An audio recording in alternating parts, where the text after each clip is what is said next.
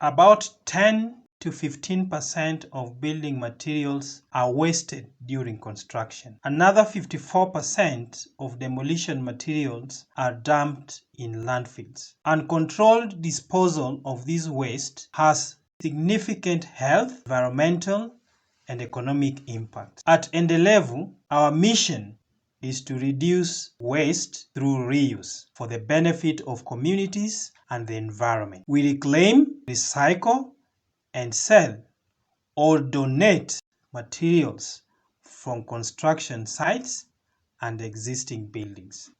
The materials donated on ENDELEVU are used in community building projects involving the construction or renovation of public school and hospital infrastructure, which are currently in poor state. These community projects help to create examples to build the evidence and confidence to support a widespread adoption of circular construction practices in Kenya.